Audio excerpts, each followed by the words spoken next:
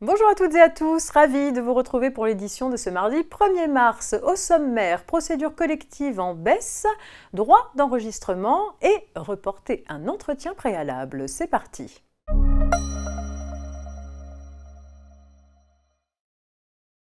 Selon les statistiques du ministère de la Justice, depuis 2013, le nombre de procédures collectives est en baisse constante avec un net recul en 2020 du fait des aides liées à la crise sanitaire. Une procédure collective a pour but de placer une entreprise en difficulté sous contrôle judiciaire afin d'organiser le règlement de ses créances. Elle peut prendre la forme d'une liquidation judiciaire, d'un redressement judiciaire ou d'une mesure de sauvegarde. Entre 2013 et 2020, 70% des ouvertures de procédures collectives correspondent à des liquidations judiciaires immédiates, 29% à des redressements judiciaires et 2% à des sauvegardes. Le ministère de la Justice précise en outre les secteurs d'activité dans lesquels les procédures collectives sont les plus nombreuses. En 2019, avant la crise sanitaire, tout secteur confondu, environ une entreprise sur 100 faisait l'objet d'une ouverture de procédure collective.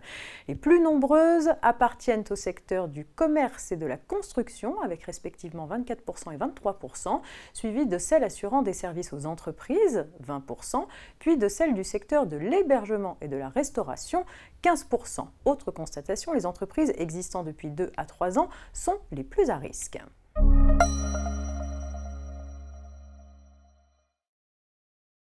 Les acquisitions d'immeubles sont exonérées de droits d'enregistrement lorsque l'acquéreur prend l'engagement de réaliser la construction d'un immeuble neuf dans le délai de 4 ans. Dans l'affaire suivante, la SARL acquéreur n'a pas obtenu le permis de construire à la suite de l'annulation du plan local d'urbanisme ou PLU. L'administration a considéré qu'il ne s'agissait pas d'un cas de force majeure et que la SARL était redevable des droits d'enregistrement dont elle avait été dispensée. Saisis du litige, les juges ont pour leur part considéré que cet événement était imprévisible et que le non-respect de l'engagement de construire n'entraînait pas la remise en cause de l'exonération.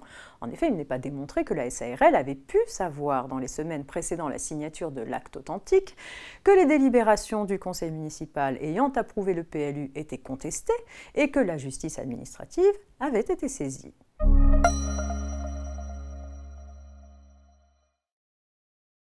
Une petite histoire de report d'entretien préalable pour terminer. Le 28 octobre 2016, un chauffeur de bus touristique commet une faute. L'employeur, souhaitant le licencier, dispose alors de 2 mois pour engager la procédure. Il convoque donc le salarié à un entretien préalable par un courrier du 28 novembre 2016, cette date marquant le point de départ d'un nouveau délai de 2 mois à l'intérieur duquel la notification de la sanction doit intervenir. L'employeur a ainsi jusqu'au 30 janvier 2017 pour procéder à cette notification. Le salarié étant absent à l'entretien prévu le 6 décembre 2016, l'employeur lui envoie un courrier du 13 décembre qui fixe un nouvel entretien au 3 janvier 2017.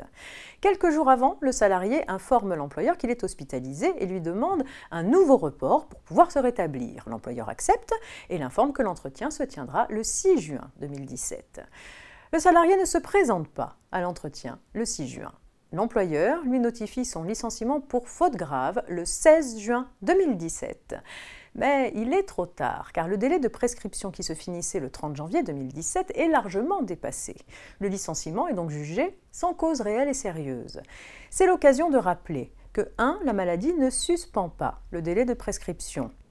2. L'employeur n'est pas tenu d'accepter le report d'entretien préalable demandé par un salarié. Et 3. La procédure de licenciement peut suivre son cours même si le salarié ne se présente pas à l'entretien préalable. C'est la fin de cette édition. Bonne journée et à demain mercredi pour la suite de l'actualité juridique.